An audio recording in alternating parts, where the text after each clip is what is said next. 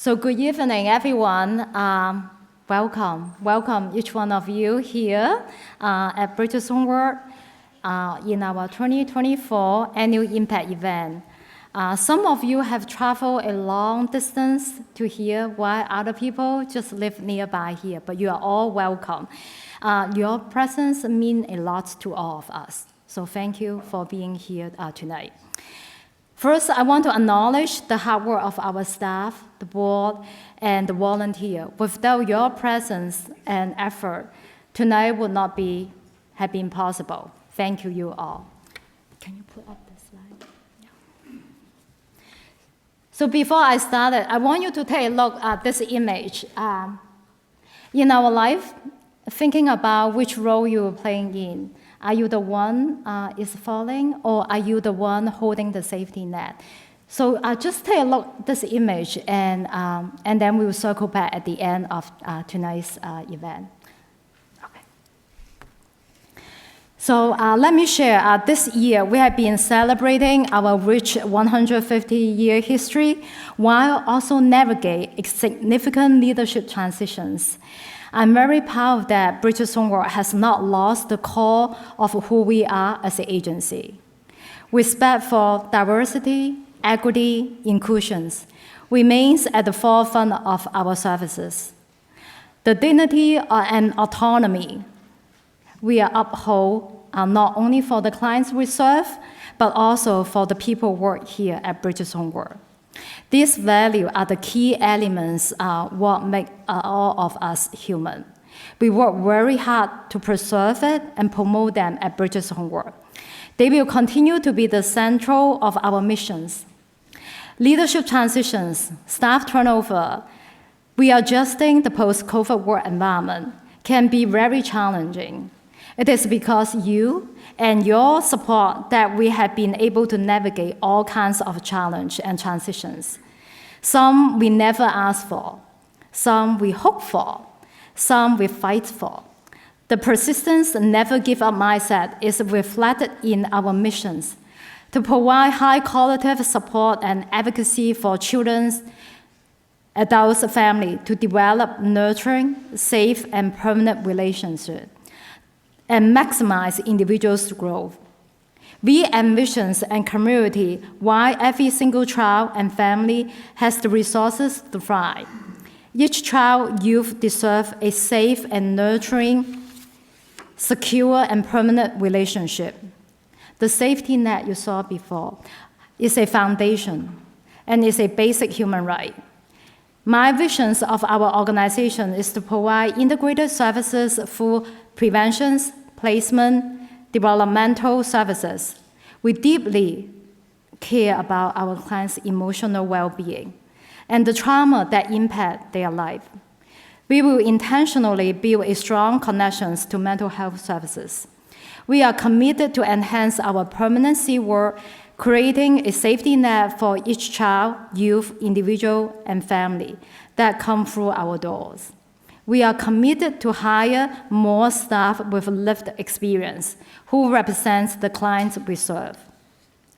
Even though we are deeply rooted in Cambridge, our organization makes a huge impact across 5 distinct programs and beyond the Cambridge area.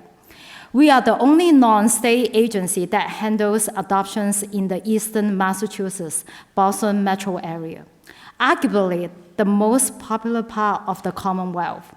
We serve nearly 1,200 youth and families in the past 12 months. Tonight, you will witness the result of our hard work, services customized for each individual by our competent staff, who could never be replaced by artificial intelligence. Our services and impact extend across the entire regions. Here are the highlights I want you to remember. First, did you know that Homeward is one of only 4 adoptions agencies statewide? Do you know? Our intensive foster care, family services, adoptions programs are interrelated and coexist with one another. In the last 12 months, we served 146 children and families throughout the adoptions program. Second, Did you know that Bridges Homeward is one of 35 family support centers in Massachusetts for individuals with developmental disability and their family, and the only one served the Charles River West regions. In the last 12 months, we served 508 children, families, adults through our developmental disability services. I'm very proud of that, even though we don't have enough staff. Yeah. Third, did you know that Bridges Homeward has served 440 children and through our family support stabilization services in our last 12 months? Our FSS services include support young adult age 23 and younger, a young parent support program, an independent living program to prepare young adults with the skill they need for independent living before they age out the child welfare systems. As you know, this number represents hundreds and thousands of hours of hard work and collaborations with different stakeholders to make a remarkable impact. Later tonight, you will hear our amazing speakers share their work, insights, and experience. I highly recommend talking to our staff around you. Their stories are full of love, courage, compassion, and sacrifice. I invite you to engage actively, to be ready, to be challenged yourself, and commit yourself to be part of the safety net, and provoke thought among us all. Before we dive into the program, there's another person who wants to greet you tonight. I would like to turn the microphone over to Debjani Banerjee, the new president and the chair of the Bridges Homeward. Welcome.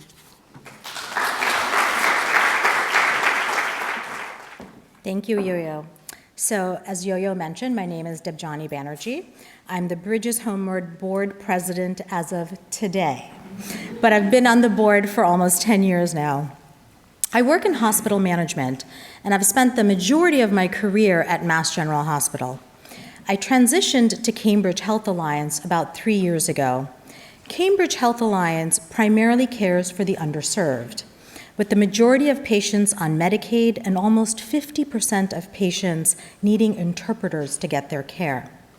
I share this work history with you because my transition to care for the underserved was inspired by the staff at Bridges Homeward.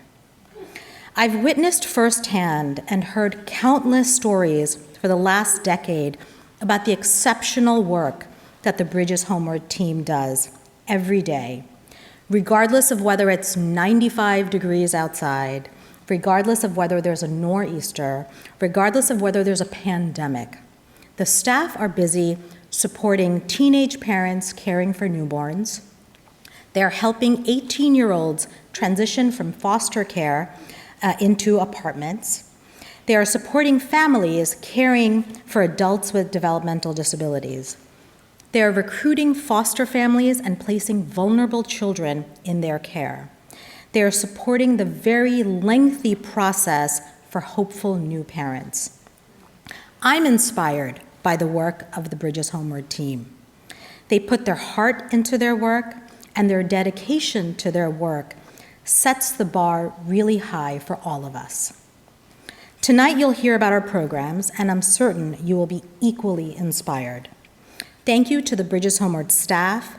Thank you to the staff who put this event together. Thank you to the leadership team, and thank you to the members of the board.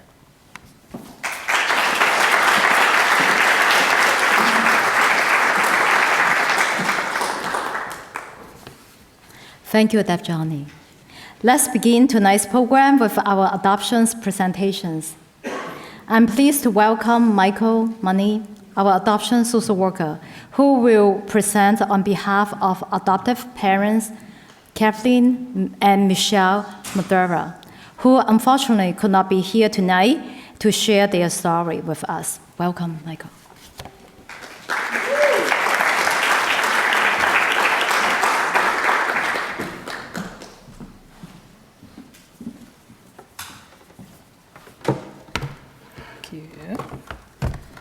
Hello, everyone. My name is Michael Money. I'm one of the adoption social workers at Bridges Homeward. Like Yo-Yo said, I'm going to be speaking on behalf of the Matera family.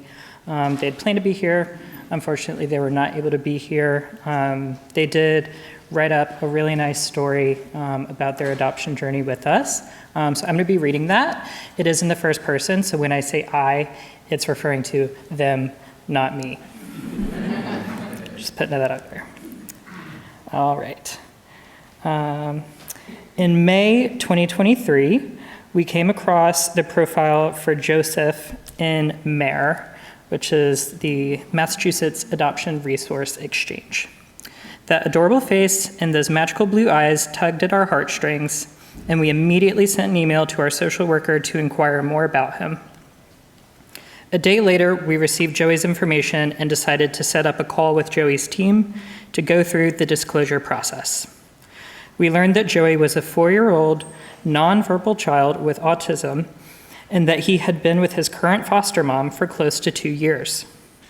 We decided after that meeting that we wanted to take it to the next step, and we spoke with all of Joey's doctors, teachers, and specialists to gather more information about Joey.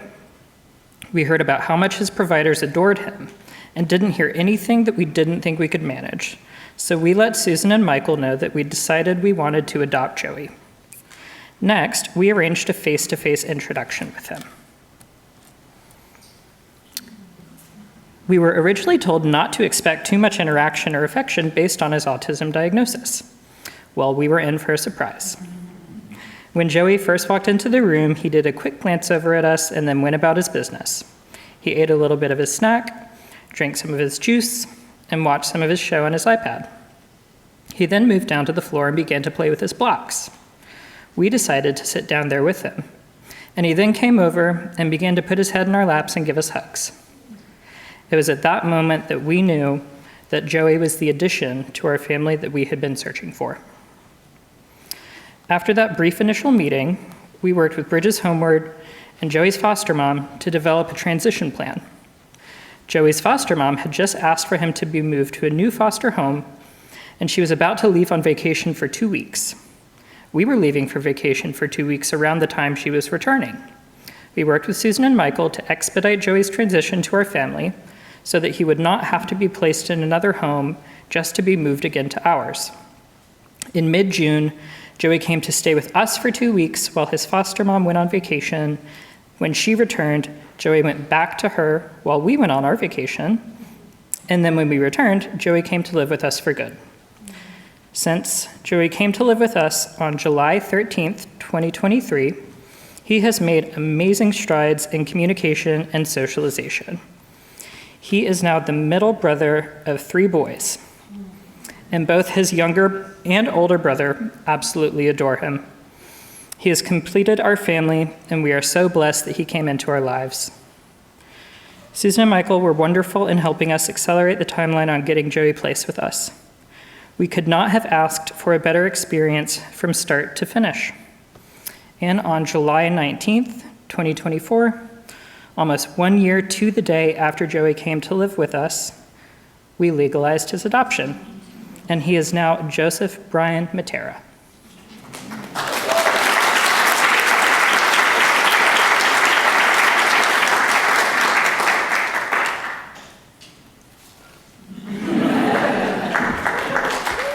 Thank you, Michael. It's so much amazing story.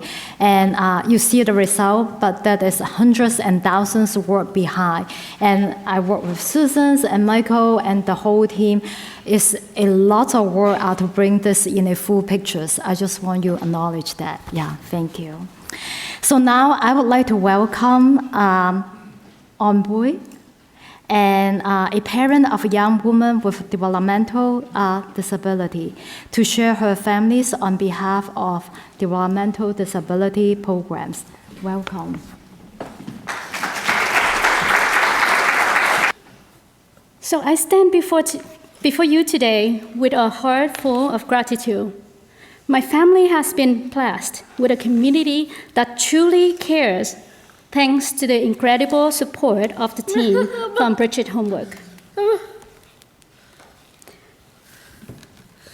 So my name is An Bui. I'm a single mom from Vietnam. And I was so happy to know that Tiny who is here, is eligible for DDS since he's at the age of 12, after 6 years, immigrated into the US. It's a long journey, the long process to be able to be eligible for that. And I believe that back in the day, she's eligible for DDS services because of the witnesses of the DDS case coordinator. She's there with us during the dinner time. And when she was with us, Tiny was with me, and we prepared dinner. And as you can imagine, she's very curious about any letters on the bowl and plate. What she did there then was that all the food in the bowl and the plate, she just flipped it over so that she can just read all the notes on that.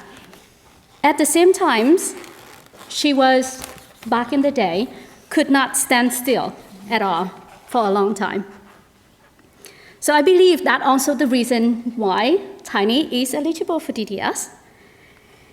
And I'm so grateful for how much things have changed since we got connected to Bridge Homeward.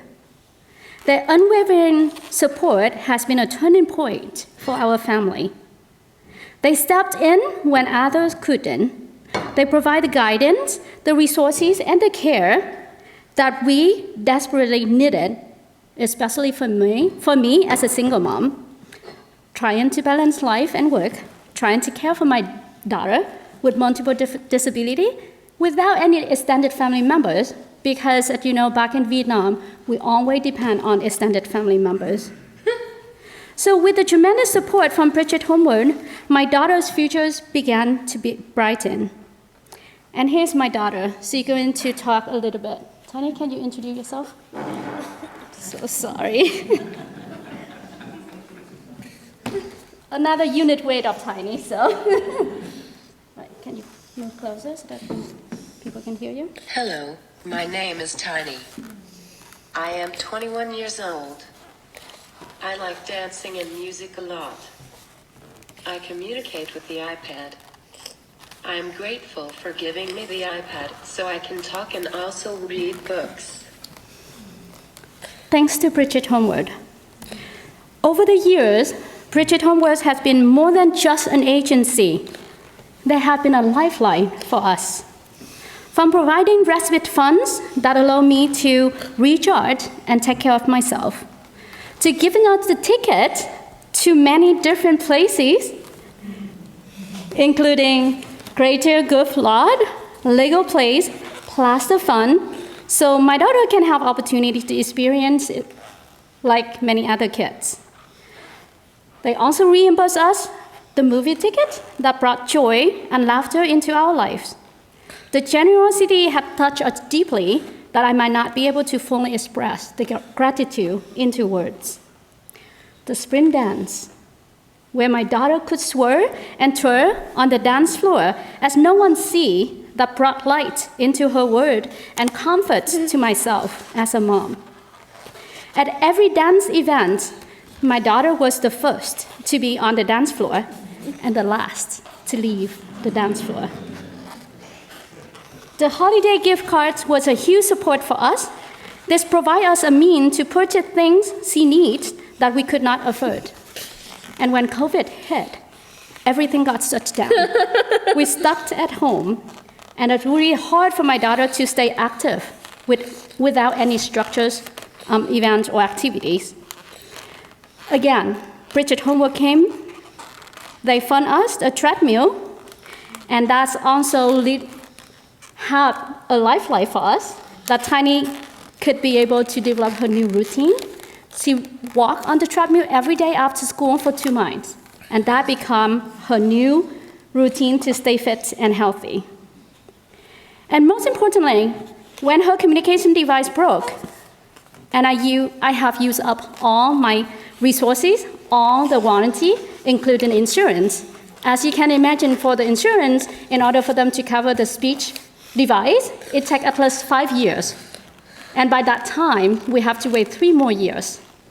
Again, Bridget Homeward came and support us and brought us her iPad so that she could have her voice back and she could be able to express her needs and her wants, as well as her life and her emotion. So this has been a life-changing for her and for the entire family, including myself. So I'm deeply thankful for the dedicated staff at Bridget Homeward, including Shayla, Brenda, and as you can imagine, Tiny has known Heather, who is a very lifelong staff at Bridget Homeworks as well. The moment she came in, she had been asking for her. She dropped her name tag and she asked, I need to wait for her before dinner. So we have to explain to her that she's sick, but she just wants to see Heather. So the compassion, the tireless effort, the commitment from the staff that have put in family needs first have made all the difference. You have not only supported my daughter, but have also empowered me as a mother to keep moving forward and also join the advisory board to share my experience and help co-create services for families and for families. Thank you again, Bridget Homeward, for being there for us every step of the way. Your impact on our lives is immeasurable, and I'm forever grateful. So thank you so much for listening to us and having the opportunity. Thank you so much, Owen and Tiny. I know next activity we are going to hold is a dance party, and we have a teachers here. And I need teachers to learn how to dance. Thank you. Now I would like to welcome Shirley, Pauline, and Braden Lamb, one of our foster care parents, to share how they leverage their skill, talents, ability to impact youth in foster care. They will share their story on behalf of our Family Services Program. Welcome. Hi, everyone. I'm Shelley Lamb. I'm Braden Lamb. And yeah, we're freelance artists, foster parents, and we live up in Salem, Massachusetts. And we are also, we work on comics and brought a program to Bridget's Homeward. But first we wanted to talk a little bit about our foster journey.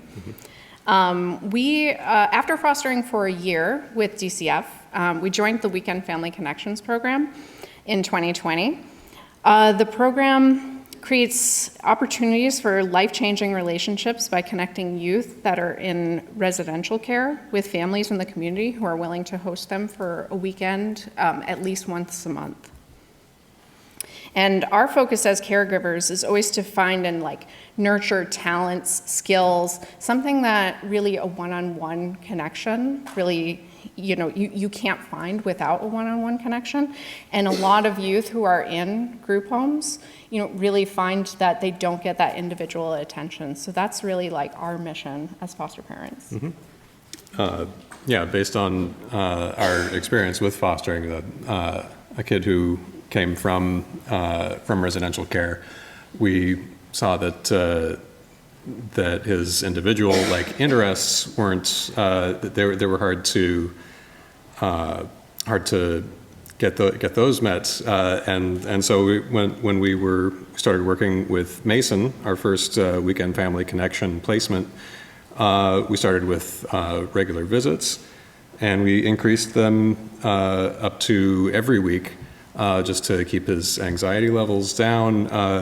It was really helpful to him to have, again, this one-on-one care, and we were able to identify all these things that we could give him, like imaginative play, which really helped him to regulate and express himself.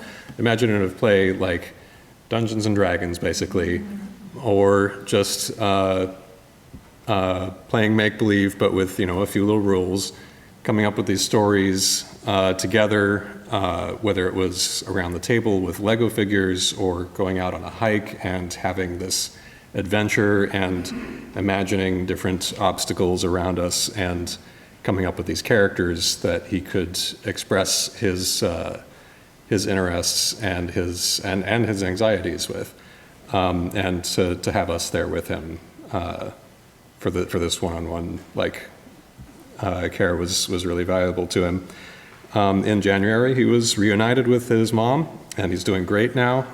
He was previously opting out of class most days in group care, but his latest report cards, now that he's back with mom, has been all A's. Yeah. We still visit with him and his mom, and she's expressed to us that it was really valuable to have trustworthy adults in his life who stuck around and still want to see him, and that's why we agree with Bridges Homeward that lifelong connections are important. Yeah, just a different idea of permanency. The other boy who we've been working with through Weekend Family Connections is Xavier. He is now 14 years old, but actually he came into our lives as our first foster child when he was 9. Again, he was moving and aging out of a group home. We had discovered that his needs were quite high, and with DCF decided that it was appropriate for him to go to an IFC, or intensive foster care placement. But after Mason was reunited, it happened that his now permanency worker identified us as someone he would like to visit with again and again, just making other connections outside of family or anyone who has visited. So we decided with Bridges Homeward to sort of build a customized Weekend Family Connections program for him. As you can imagine, it might be confusing for him to come back to our home and like kind of, not be certain if he would like stay there permanently. So we have worked out so that we visit with him once or twice a month, and we focus on going out into the community and again, like just nurturing those things that make him really special. He took a woodworking class with me and, just showed so much interest in a space outside of his school that, it might be commonplace for a woodworking course to be offered, and that there's like this full workshop with like all kinds of neat drills and machines, and everything in Xavier's life is kind of magical because we can just like go on the tee and he's just like, look at that amazing like button over there, I wonder what it does. Mm-hmm. And it's just like, it's fantastic to kind of experience the world with him because there's just so much that is interesting to him. So yes, we've done things like woodworking classes, independent living skills. We volunteer at the MSPCA Junior Volunteer Program where he's able to take care of animals, which is a really important like therapeutic type of duty that he can do and kind of share like his love of taking care of things and people. And for him to have some responsibilities too, to be proud of. Exactly, yeah. So there was a little bit of tentativeness of whether we'd be like the right family to reconnect with him in this way. And his DCF and clinician team have just reported that they've seen a huge improvement in the last 6 months of visiting with him. And like his social worker has said, he is a new kid. He's able to deal with difficult situations, and he has overall decreased anxiety and just a better overall mood. We recently got back from a camping trip, which was our first overnight visit with the Weekend Family Connections program. And, you've never seen a kid try and pack in so many activities in one day, one 24-hour period. But I will just share that, again, like Xavier has issues with relating to others, and he would just come up from behind me repeatedly throughout the day, and he's just like, this is a great day. This is a great day. So I believe him in what he said. He's happy to have us as his advocates. We go to meetings for his reviews and things like that, and we've helped advocate for him because he's such a wonderful and stellar student, to go try to have like different opportunities than just going to the same school in which he is in residential care. In that way we are, and I quote him again, his fairly odd parents. And I just wanted to wrap up by saying, we really love seeing the talents of youth. And one of the things that we did with Bridges Homeward, we reached out through Marissa and said, wouldn't it be great if we could kind of share our love of children's literature and comics and graphic novels, and maybe present an arts workshop. which we did over the summer. We had 3 drawing-focused workshops that used the medium of graphic novels and comics to connect kids with mindful techniques. We did a mindful drawing themed workshop, as well as an autobiographical workshop in which they were shown how they could draw out things that are happening like in their lives and build a diary from there, and just overall express themselves through graphic storytelling. So I thank them for being a partner in that, and thank you so much for your time.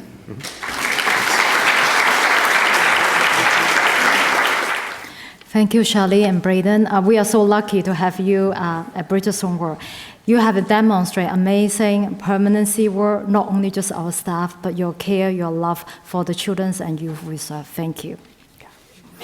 Now I'm pleased to welcome Vinoy Paul and Colleen Greenpaw Vivian Campbell Award.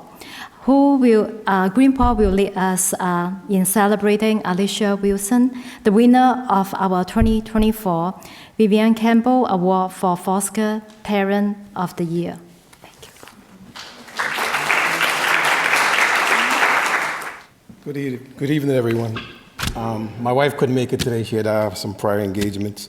And my name is Vinoy Paul. I'm here to present, as Yo-Yo mentioned, the Vivian Campbell Foster Care Award that was presented earlier on this year. I'm not sure if you guys are aware of the stat, but in Massachusetts alone, there's nearly 10,000 people, foster youths in foster care. That just blew my mind. I just read that, I'm like, wow, that's crazy, right? These youth need the support of safe, nurturing adults who will protect and nurture them during a time of great uncertainty in their lives.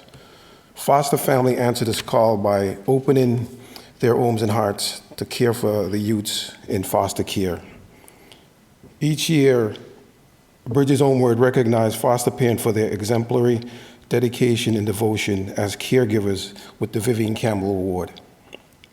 The award was established in honor of my mother, Vivian Campbell, after her untimely passing back in 2015.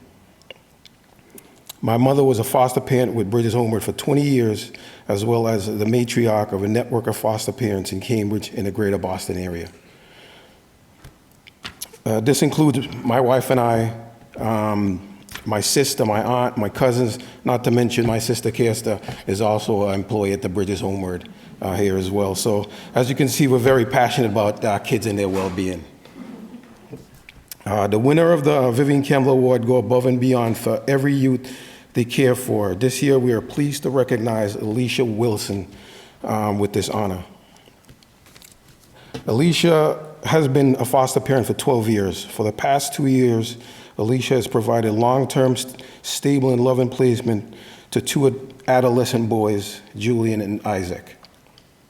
Isaac has a complicated and sometimes disappointed relationship with his biological family, but Alicia's always been able to help him with navigate his feelings towards his family with compassion and understanding.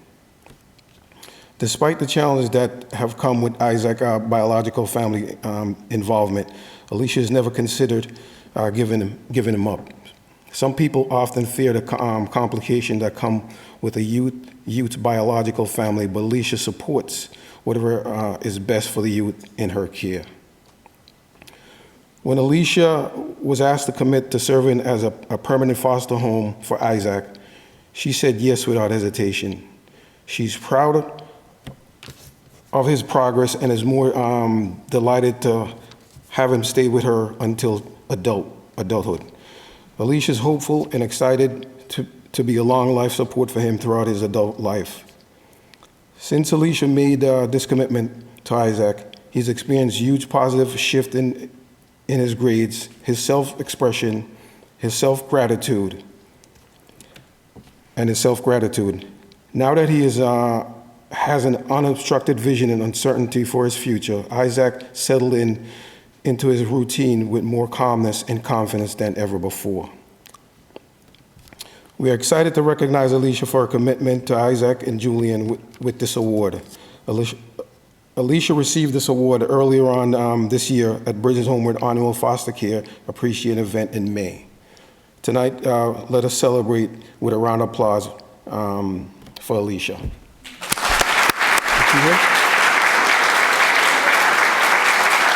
Is Alicia here? Not sure if Alicia is in the audience, but we'd like her to stand if she is just for recognition. She's not here. Thank you. All right, thank you. Thank you so much, Winrod Paul. I was at the spring acknowledgement, and actually the first child did give a speech. Thank you for Alicia, even though she cannot be here tonight, but her word and her spirit is here. Thank you. Now, I'm pleased to welcome LaQuanda Nistone, the director of our intensive foster care program, to share another family's wonderful foster care story.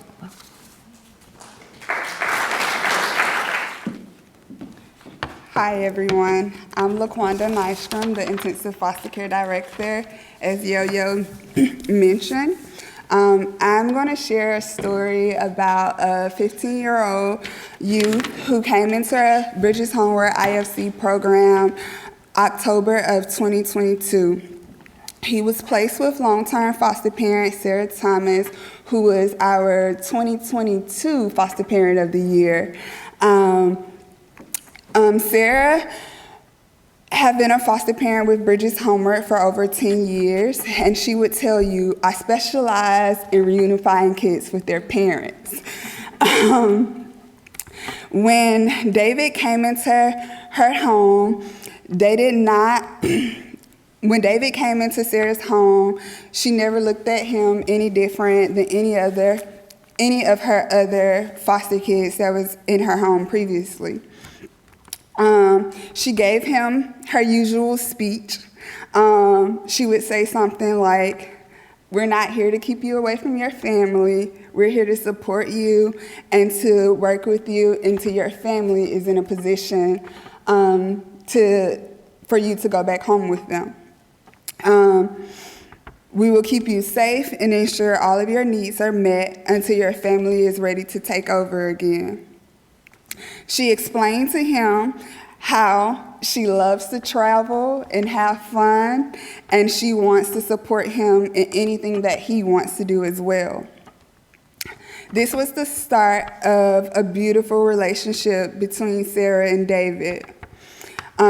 David came into the home. He's also very expressive, and he expressed to her that he's going home with his mom, and he's not changing his school. He's going to stay in his school of where his mom lived.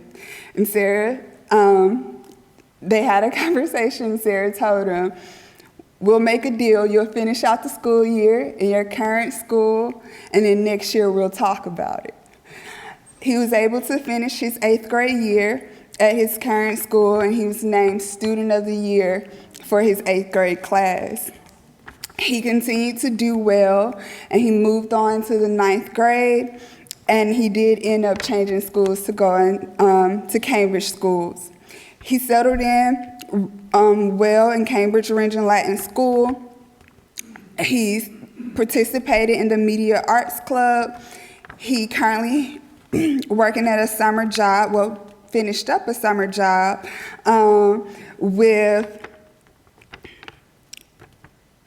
currently has a summer job learning about film. David went on his first road trip with Sarah and her family, took his first flight, and had his first cruise over this summer. They went to Jamaica, Mexico, and the Grand Caymans. David has been doing really well in Miss Sarah's home, and his permanent goal recently was changed from reunification to adoption.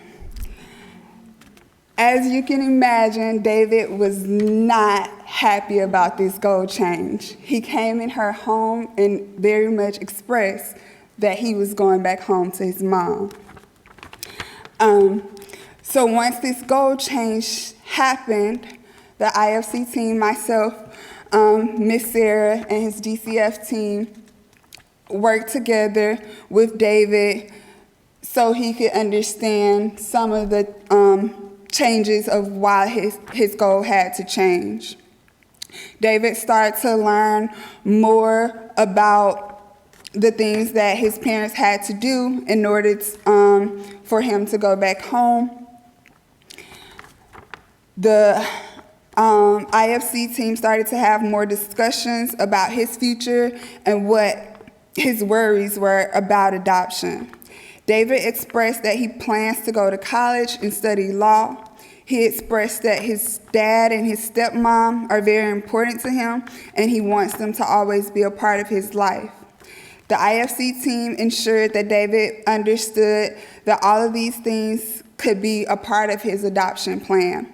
He would not be losing his mom, his stepmom, or his dad, but he could be gaining additional family. The team started to discuss adoption also with Miss Sarah and informing her of David's plans and his worries about the future. In May of 2024, David asked Miss Sarah if she would adopt him. Miss Sarah expressed to David that she would need to discuss this with her family, and Miss Sarah went to her family and they all had the discussion, and she wanted to include David's stepmom, dad, and mom as well in this discussion. Miss Sarah started to ensure that David was having regular contact with his family and also his siblings. She started to host day and overnight visits with David's two sisters. After many visits with David's sisters together, Sarah went to David and expressed that she would not only like to adopt him, but also his sisters as well.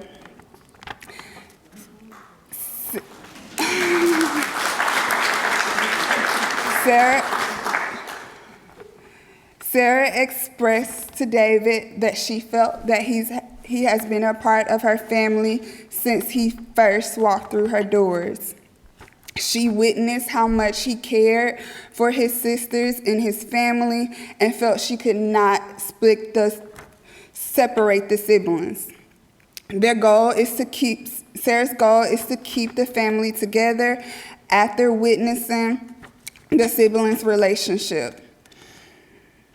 David's siblings will be moving in with Miss Sarah this fall, and they will start the adoption process.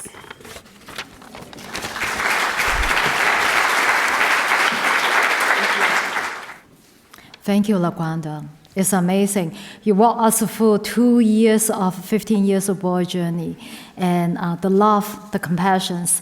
And I'm very proud of our staff. If you did not see the work in actions, they could decoding the language into a 15-year-old boy to understand the concept of adoptions. And I saw it in their meeting. So that's why I want to highlight it tonight. Thank you.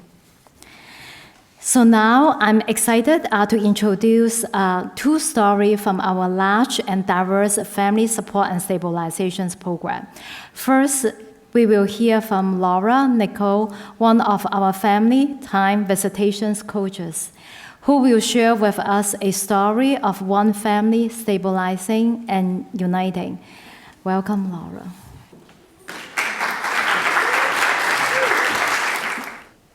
Thank you. So my name is Laura Nichols. As mentioned, I'm the family visitation coach for Bridges Homeward.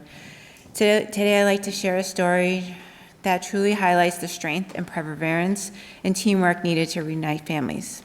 At Bridges Homeward's Family Time Visit program, we create supportive environment where parents and children can engage in supervised family time and as work together to reunification. Our role extends beyond supervision. We focus on coaching, supporting, and ensuring that biological parents, foster families, along with DCF, work together for the best possible outcome. I'd like to share a story of a family that I had a privilege working with. A mother named was Mary Ann, father Eddie, and their two young boys, Alex, 4, and EJ, 5. Initially, I worked with Marianne and her sons, meeting them weekly at places like the Woburn Library. However, the boys, with their energetic nature, made a quiet library a little challenging. So we relocated in a suitable environment with the help of the social worker connecting with the local church. About a month into the process, I started facilitating visits with Eddie as well.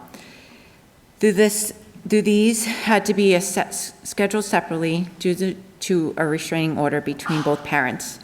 Despite this, both Marianne and Eddie were committed to their children to fulfill their responsibilities from the start. The visits with each parent were distinct. Alex and EJ, full of energy, often tested Marianne's patience. She did her best and set her boundaries and created structure through the boys challenging her at times. During the visits with Eddie, the boys were very composed, followed his directions more closely. Both parents clearly had their own unique way of connecting with their children. I also had the opportunity to work closely with both parents. I conducted 3 coaching sessions with Marianne, helping her to explore different strategies in managing the boys' energies and challenges. Meanwhile, Eddie often reached out to discuss the visits, seeking feedback to improve his role as a father. His proactive nature and dedication were truly commendable. However, the journey wasn't without struggles. Marianne faced difficulty period when she relapsed into her addiction, resulting into an overdose and put her visits on hold for about a month. Despite these setbacks, there were no judgment between Marianne and Eddie, and they both remained focused on their children's well-being. With the support of her own mother, Marianne recovered from her relapse and resumed visits, working to strengthen her relationship with Alex and EJ. Eddie continued to be consistent and flexible, with eventually leading him into gaining more unsupervised visit times with the boys and later gained physical custody. Even after the boys moved in with Eddie, Marianne remained a positive influence, encouraging them to behave for their father and supporting their relationship. The progress earned her unsupervised visits with the help of her mother. Eventually, my role of supervising came to a close. Reflecting on this experience, I believe the mutual respect, support between Mary and Eddie played a crucial role in successful reunification. The reports I provided to DCF highlighted not only the challenges, but also the growth and strength of both parents. In the end, the family's journey and testament is to how, with the support, guidance, and collaboration, even with the most challenging situations, can lead into positive outcomes. It reminds us why we do what we do, and because every family deserves the opportunity to heal and grow together. Thank you.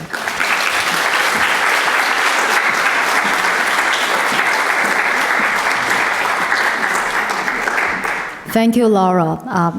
We all know it's not easy to work with a couple, and then you have to hold a very objective mind to work with both entities.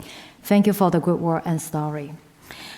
Last but certainly not least, we will hear from Alla, a resident in our independent living program, who is with us tonight and to share the story. Welcome, Alla.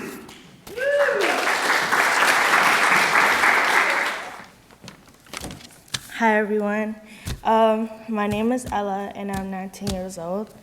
I'm in college right now, studying psychology because I really want to make a difference in the world someday.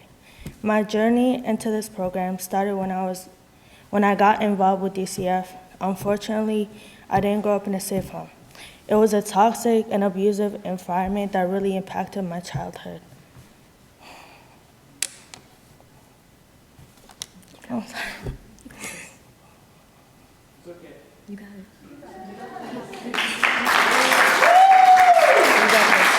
Go ahead. I'm sorry. I told myself I wasn't gonna cry. I was moved through a bunch of different foster homes, and I often felt out of place, like I didn't belong anywhere. Eventually, I ended up being in a group home, but that place had to close, and I was shifted into independent living. Amaria has been like a rock for me, helping me navigate the challenges of living independently, whether it was figuring out how to budget, manage my time, or even providing a listening ear when things felt overwhelming. She's been there every step of the way. Her guidance has been crucial in helping me build the skills I need to not just survive, but thrive on my own. Steph has been equally important in my journey. They've been a constant source of support, helping me manage the day-to-day aspects of living independently, whether it's keeping track of appointments, getting groceries, or handling other responsibilities. They've also been a huge help in studying for my citizenship, offering guidance and encouragement throughout the process.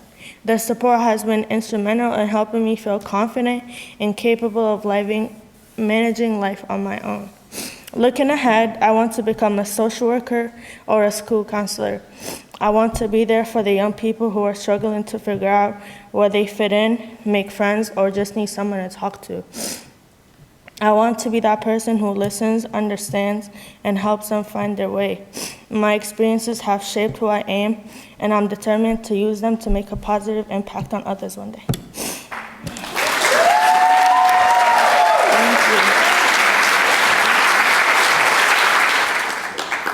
Thank you, Ella. I could not imagine if I was your age, I will cry and shaking and nervous standing here.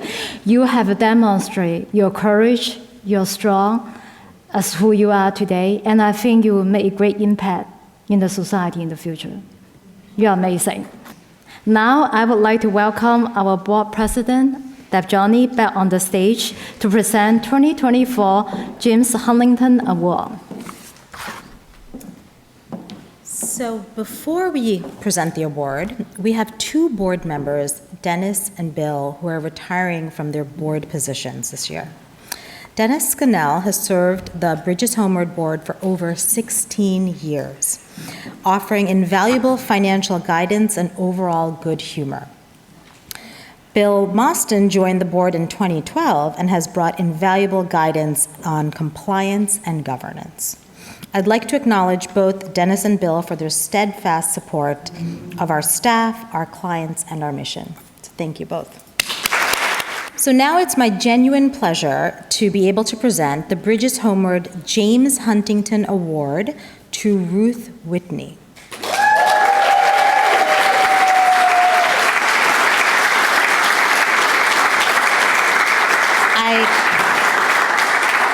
I can't think of anyone who better reflects the values that James Huntington exhibited when he established an orphanage for homeless children 150 years ago. Ruth has lived those values in both her personal and professional lives. She cares for others, she has a commitment to excellence, always professional, creative, and most of all, very generous. Ruth Whitney grew up in Schenectady, New York, and graduated from Mount Holyoke College and Simmons School of Social Work. She has been a social worker and a resident of Cambridge for more than 50 years now. Her professional specialty has been working with divorcing families, and she has served as the president of the Mass Association of Guardians, the president of the Mass chapter of the Association of Family Courts, consulted to the Governor's Commission on the Unmet Legal Needs of Children, and Ruth has served on the Institutional Review Board of Mount Auburn Hospital. In 2012, Ruth received the Distinguished Lifetime Career Award from Simmons School of Social Work. Ruth, for all of your service on behalf of the clients we serve and for your ongoing commitment to Bridges Homeward, we are honored to present you with the 2024 James Huntington Award.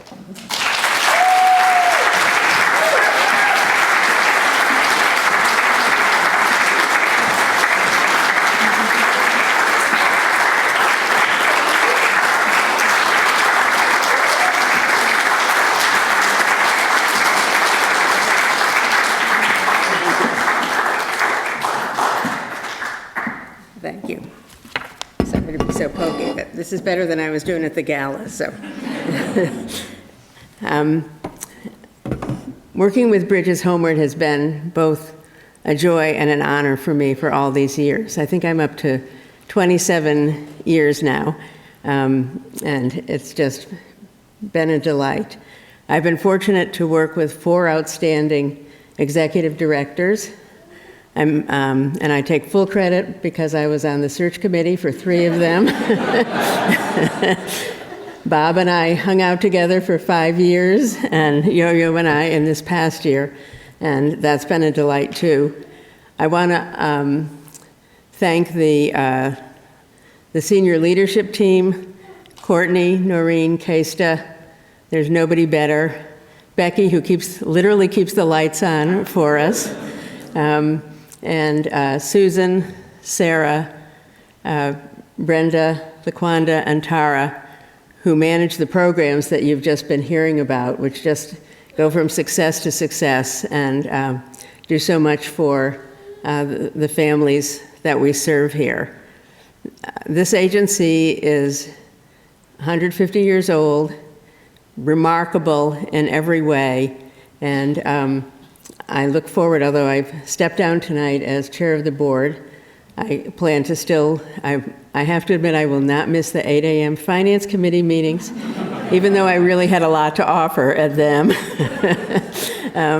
But I will still be on the program committee where I actually do know something about what's going on, and I look forward to seeing the agency continue to go from strength to strength under its new leadership. Thank you so much.